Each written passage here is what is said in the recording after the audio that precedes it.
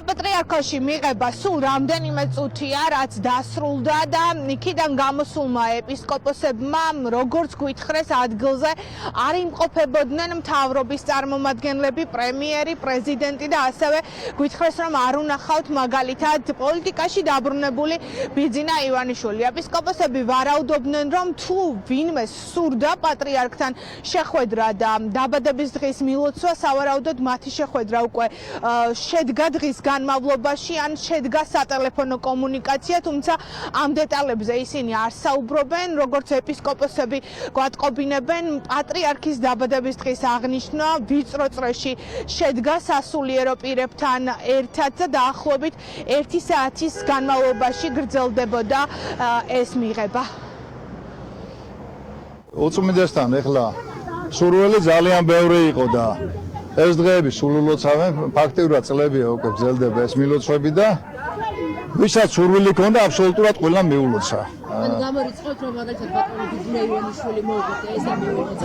არის სხვა საშუალებები, ტელეფონით საუბარი მოსვლას და ისეს რა და ამიტომ არ მეკითხავს რა, ალბათ შედგებოდა რა. წლების განმავლობაში საუბრობდნენ ხოლმე სატელეფონო კომუნიკაცია პატრიარქს და ბიძინა ივანიშვილს ჰქონდათ.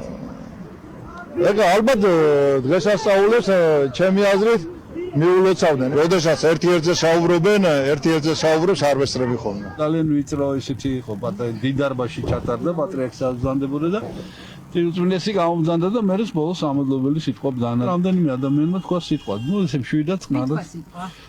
ნუ პირველი მეუფე შიო. თუ იყვნენ მეუფეების გარდა თანამდებობის პირები, პრემიერ-მინისტრი, არა, იგი არ მინახავს არავინ, ალბათ ადრე მოულოცეს, არ ვიცი. არავინ არავინ არ იყო იგი. ჩვენ გვაქვს შესაძლებლობა რომ ის უწმინდეს მიულოცოთ პირადად. ნებრივია ყველანი იქნებით დღეს ამ ღონისძიებაზე. ბატონ ბიძინა ივანიშვილსაც ხო არ აკეთებთ? ვერ გეტყვით, არ ვიცი, არ მოხდა ამასთან დაკავშირებით ინფორმაცია, რაც შეეხება ბატონ ბიძინა ივანიშვილს, ჩვენი ქვეყნისთვის გრანდიოზული არის მართლაც მისი მხარდაჭერა და მისი როლი. ყოველ ქარტეხილში ის ასრულებდა იმას, რომ ეკლესია კიდევ უფრო გაძლიერებული გამოყავდა. ეკლესია კი საქართველოს ერის, ქართველი ერის მთლიანად და ჩვენი სახელმწიფოებრიობის ერთ-ერთი ძლიერი საფუძველია. თუმცა მრავალჯამიერ მის უწმინდესობა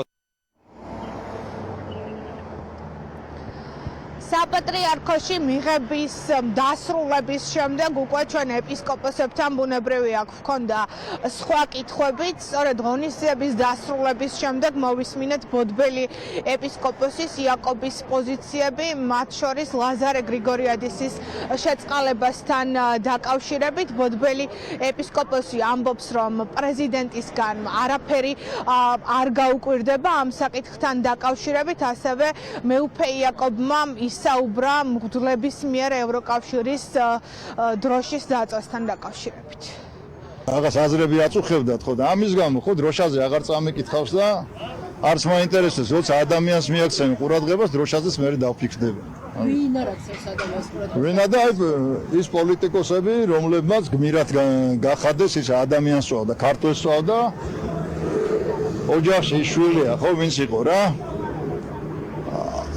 არ გახსოვთ რო წავდა ერთი ახალგაზრდა პოლიციელს რა. ვის გულისხმობ, ლაზარეს? სახელი არ ვიცი რა, შეიძლება ლაზარე იყოს. მამა არ იყო, მე ადამიანზე გადავედ დროშა, რატო გაწუხებთ? თუმცა შესაწუხებელი ადამიანზე იფიქრეთ. პირველ რიგში ადამიანი არის თავარი ჩვენი საზრუნავი. ლაზარეზე გამომტყუნებელი განაჩენის მოლოდინში ხარ? და საერთოდ არაფრის მოლოდინში არა ვარ, თუ არ გაუკეთებია, მამა არ დაუჭრა, თავის მამა არ დაჭრა 2 ადგილას, მაგან რაზე იყო ისა გასამართლებული?